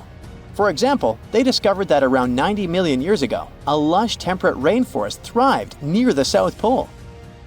They revealed an ancient world far warmer than they ever imagined. Deep in Antarctica, they unearthed fossilized roots, pollen, and spores preserved in the soil. All this shows that there was a swampy rainforest that flourished despite months of polar darkness. All these discoveries changed our understanding of Earth's climate, both in the past and the future. You're down in one of those polar seas where the Brinnacle, eerily called the Finger of Death, is born. It's a strange, almost otherworldly place, the deep ocean, where light barely reaches. Everything down there seems to have adapted to survive in darkness and intense cold. But even those truly hardy creatures aren't ready for what a Brinnacle can do. When that briny, super-cooled water starts dripping down, a ghost story begins. The formation of these brinnacles is a fascinating process, like an underwater science experiment happening in real time. We know that when seawater freezes, it doesn't freeze like fresh water. Because of all the salt in it, it has to push out impurities to form the pure ice that floats at the top. This means the salty water, or brine, ends up trapped in channels and pockets within the ice. When it sees the light of day for the first time, a brinnacle resembles a pipe of ice reaching down from the underside of a layer of sea ice. At first, a brinnacle is very fragile and its walls are thin. But the continuous flow of colder brine supports the growth of the brinnacle. It also prevents it from melting. Otherwise, this process would be inevitable, caused by the brinnacle's contact with less cold surrounding water. As the ice accumulates and the walls become thicker, the brinnacle becomes more stable. Over time, the brine trapped inside gets squeezed out through tiny cracks, dripping down in this cold, heavy plume. Once that cold brine starts flowing downward, it begins freezing the seawater around it into a sheath of ice. That's why, instead of melting as it hits the water below, it forms this icy casing that protects it, helping it grow longer and stronger. The brinnacle keeps moving forward inch by inch, and this crazy downward spiral is almost unstoppable. And when it touches down on the seafloor, that's when the trouble begins for anything living nearby. Imagine being one of those creatures on the seafloor, maybe a sea star or an unsuspecting urchin just trying to make it through the day. and all of a sudden, you see this icy tentacle nearing you. It isn't just some cold water coming down. It's basically a net of ice moving down and spreading out. There's no escape, no way to predict its coming, and no chance for survival. It's a slow-motion natural disaster in action. When a brinacle reaches the seafloor, it continues to accumulate ice while the surrounding water freezes over. The brine keeps traveling across the seafloor in a downslope direction. Once it reaches the lowest possible point, it stops and pools. But don't let the danger distract you from how beautiful brinicles are. Well, in their own creepy way. They look like something you'd see in a dream. Elegant, twisting ice tubes reaching down, perfectly symmetrical, and totally random. Filming a brinacle is no easy task because they're delicate when they first form. Just the motion from a nearby current or a sudden change in temperature can snap them off, ending the show before it really starts. So, scientists who managed to capture brinicles on film in 2011 actually got incredibly lucky. It was the first time the world got to see this icy finger descending and freezing everything it touched, and it changed our understanding of polar ecosystems. Brinicles can reach quite impressive sizes. Sometimes they can stretch for several feet. Their size depends on the conditions of the water and ice above. The slower the water movement and the colder the temperature, the bigger and stronger a brinacle can grow. But if the water's too deep or if there's too much movement in the current, the brinacle is likely to break apart. It needs just the right balance to survive long enough to touch down and freeze over the ocean floor. For creatures living on the seafloor, brinicles are like invisible booby traps, only instead of avoiding a net, they're avoiding an expanding ice cage. Starfish and sea urchins might not have big brains, but they have a basic survival instinct to crawl away from danger. Sadly, with brinicles, they're usually caught completely off guard. One second they're minding their own business, the next, an icy sheet is closing in around them, trapping them where they are and freezing them almost instantly. It's hard not to feel sympathy for these creatures, right? You watch footage of a brinacle in action and you see a starfish just stopping. One moment it's moving slowly along the sand, and then it's frozen in place, totally helpless. It's like watching a train wreck in slow-mo. Luckily, brinicles present danger only to smaller marine life forms like sea urchins and starfish.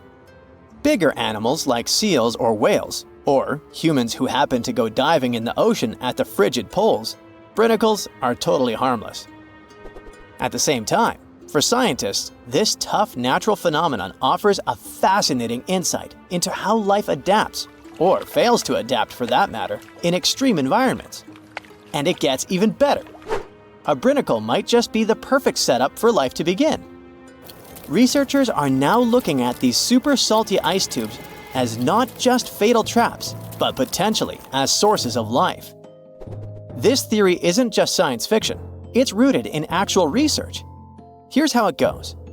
The brine channels in sea ice are full of tiny, confined spaces.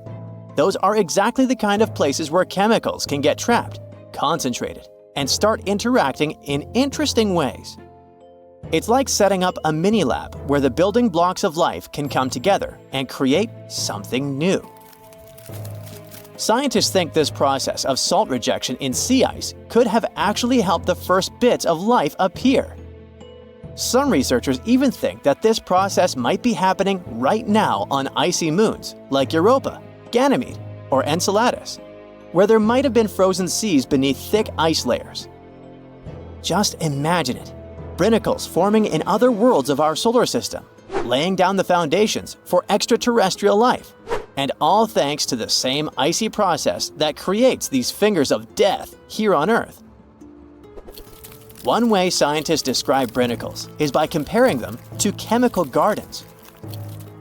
Have you ever done one of those experiments where you mix metal salts into a solution and watch them produce plant-like structures? Well, you can observe a similar chemical process when a brinacle is in action.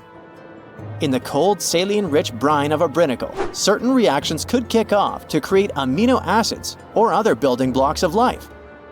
It's wild to think that something so dangerous could have also helped shape our world. Or could be creating other forms of life elsewhere. In both cases, whether on Earth or another planet, these icy chemical reactions might be the first step toward the formation of simple life forms. It's a kind of alchemy, where ice and salt water mix to create something more than the sum of their parts. This is one reason why scientists are so eager to study brinicles. Each one could hold a tiny clue about how life begins, survives, or fails under extreme conditions. Something as mesmerizing and weird, but at the same time simple as brinicles, hints at bigger questions. How did life start on Earth? What are the conditions needed for life to survive in extreme environments? Could icy structures like these exist in other parts of our solar system or beyond, creating similar conditions that might one day give rise to alien life? As much as they look like a silent threat reaching out from the ice, brinicles are also reminders of how beautifully complex and interconnected our world is. They may seem like simple fingers of ice, but they hold secrets that touch on everything from ecology to chemistry to the origins of life itself. So next time you hear about the ocean, remember that deep below in the darkest, coldest waters, something incredible and a little bit terrifying is happening right at this moment.